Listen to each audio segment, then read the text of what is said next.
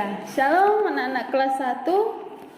Ya, hari ini kita akan kembali belajar agama.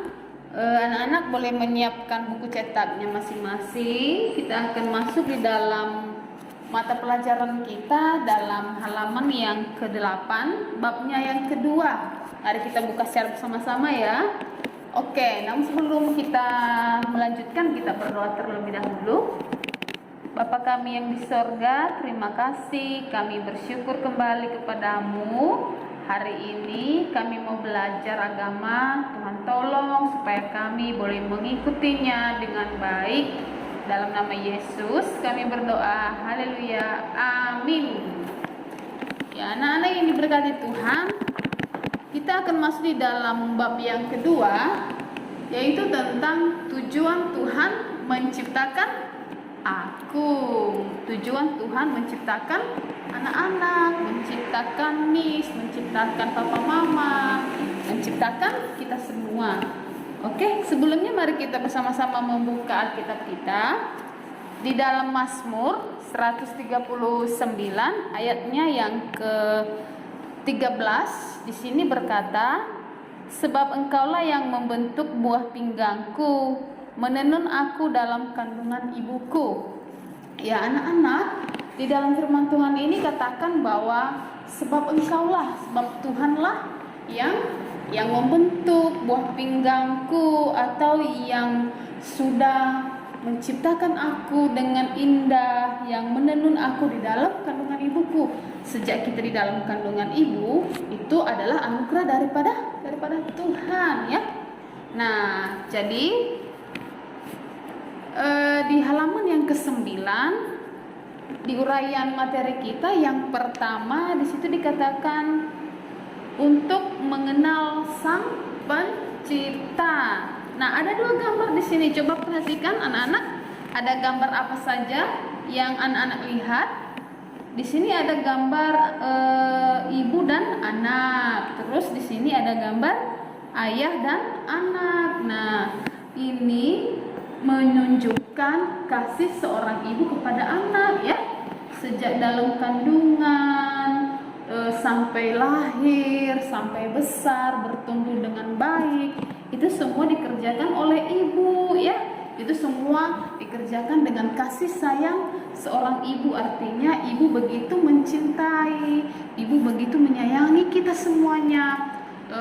Dari dalam kandungan sampai besar, ibulah yang merawat, ibu yang menjaga, ibu yang membimbing ya, ibu yang mengajak berjalan, menyuapi, nah mengajak berbicara. Jadi semuanya tidak terlepas daripada pekerjaan seorang ibu. Terus yang kedua di sini adalah menunjukkan ayah yang menceritakan isi Alkitab kepada anaknya. Artinya di sini ayah punya peran atau punya tugas, punya pekerjaan untuk menceritakan Kristus kepada anak-anaknya. Nah, di sini si ayah terus berusaha untuk menceritakan kepada anaknya siapa Tuhan Yesus itu, terus membacakan firman Tuhan, membimbing anak-anaknya kepada firman Tuhan supaya apa? Supaya anak-anaknya boleh mengenal Tuhan dengan baik, supaya anak-anaknya boleh tetap rajin berdoa, tetap rajin bersyukur kepada Tuhan, dan mengenal siapa yang menciptakannya, yaitu Tuhan Yesus. Nah, artinya antara ayah dan ibu punya tugas yang sangat mulia ya, yang sangat indah untuk anak-anaknya. Ayah dan ibu ini adalah utusan Tuhan ya, kepercayaan Tuhan.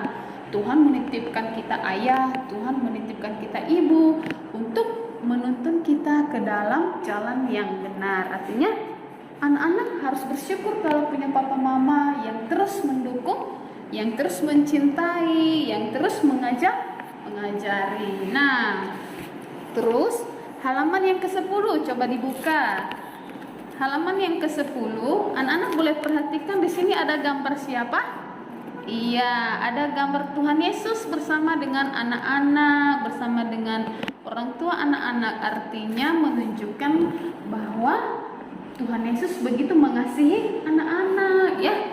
Tuhan Yesus tidak memilih-milih siapa yang harus Dia kasihi. Artinya Tuhan Yesus mengasihi semua anak-anak, mau dari latar belakang miskin, kaya, hitam, putih, pendek, tinggi, semuanya Tuhan sayang.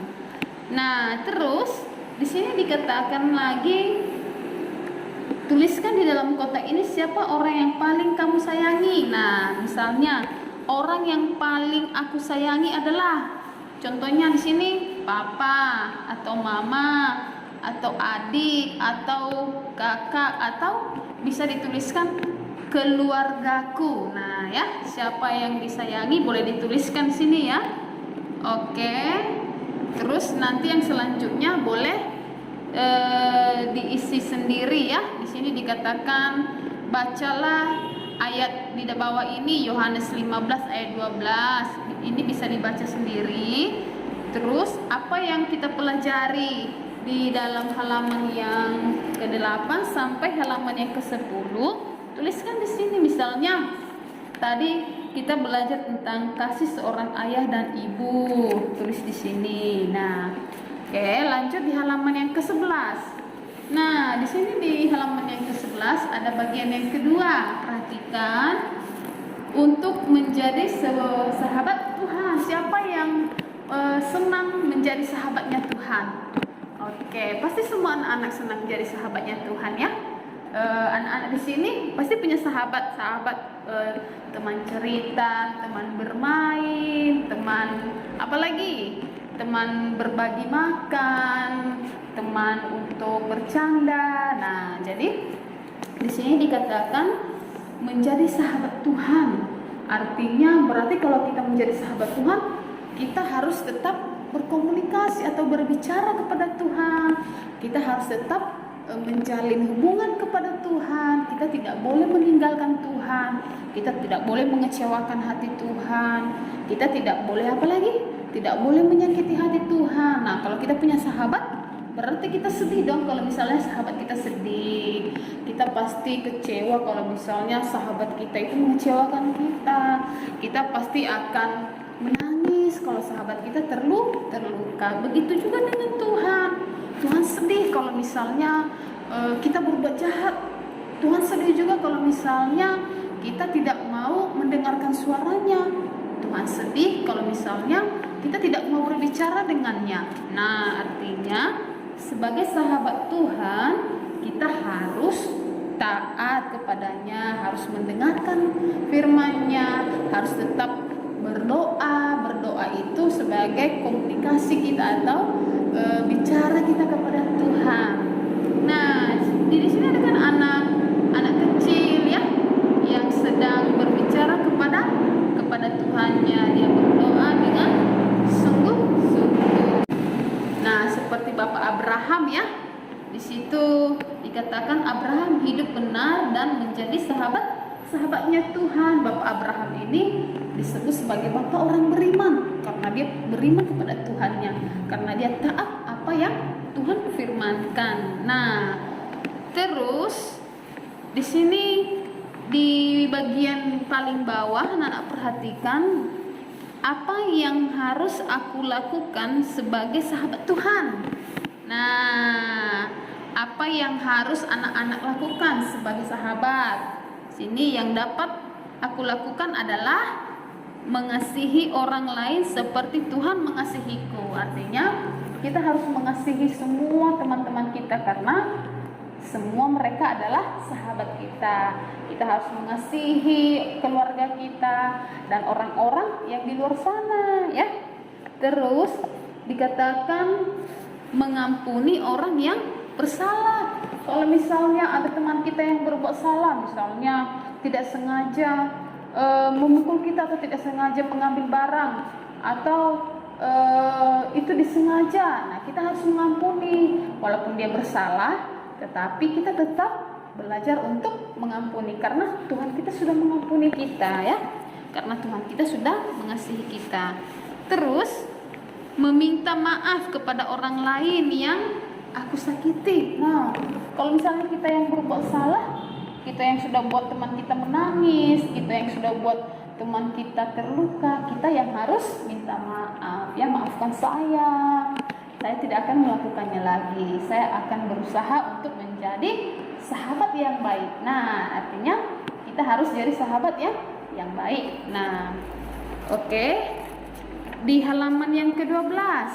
Ayo anak-anak boleh buka halaman yang ke-12. Ada gambar apa yang anak-anak lihat? Betul, di sini ada gambar Adam dan Hawa. Mereka di sini ada di tengah-tengah Taman Eden. Masih ingat kan?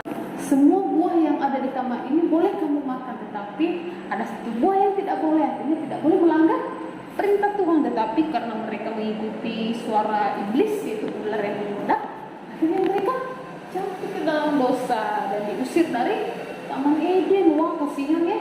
Gara-gara mereka berbuat dosa, mendengarkan suara iblis, akhirnya mereka diusir di Taman Eden itu. Nah, tetapi Tuhan tidak membenci mereka, Tuhan hanya membenci dosa mereka. Nah, terus dikatakan di sini untuk mendamaikan manusia dengan Tuhan, Tuhan mati di kayu salib, dia disalib, dia dipaku. Nah, coba ingat, coba lihat, kasihan ya Tuhan Yesus ya. Tuhan Yesus disalib, artinya Tuhan Yesus mau mati untuk menebus dosa kita. Tuhan Yesus mau tersiksa supaya kita bisa selamat. Nah, anak-anak, terus yang keempat di halaman yang ke-13 dikatakan memuliakan Tuhan. Nah, karena Tuhan sudah mati untuk kita, karena Tuhan sudah disalib untuk kita, sudah mengampuni kita, apa yang harus kita lakukan? Kita harus memuliakan Tuhan. Nah, sebagai anak-anak Tuhan yang sudah dibebaskan dari kutuk dosa, yang sudah dibebaskan dari maut, yang harusnya kita yang disalib, yang harusnya kita yang mati. Nah, tetapi Tuhan rela mati sendiri, disiksa sendiri, dipaku, disalib untuk membebaskan kita, dan kita harus memuliakannya, kita harus memujinya ya. Kita harus tetap menyembah kepadanya. Nah, lanjut di halaman yang ke-14. Nah, anak boleh lihat alamat yang ke-14. Di sini dikatakan ada kegiatan pembelajaran kita mewarnai ya.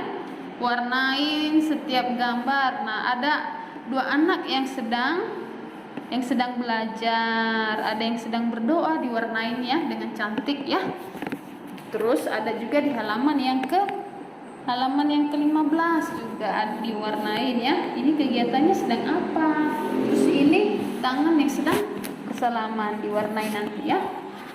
Nah, jadi tugas kita hanya mewarnai di halaman yang ke-14 dan halaman yang ke-15. Nanti ini difoto, terus seperti biasa dikirim ke grup supaya dapat nilai yang bagus. Oke.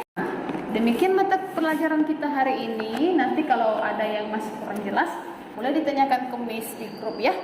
Kita menutup di dalam doa. Tuhan Yesus, terima kasih, kami bersyukur hari ini karena Tuhan mengajari kami, mengingatkan kami bahwa Tuhan kami menciptakan, membentuk kami begitu indah dari dalam kandungan ibu kami, sehingga kami sampai besar saat ini. Itu semua karena kasih sayang Tuhan dan kasih sayang kedua orang tua kami. Dalam nama Yesus kami berdoa dan bersyukur untuk semuanya. Haleluya. Amin.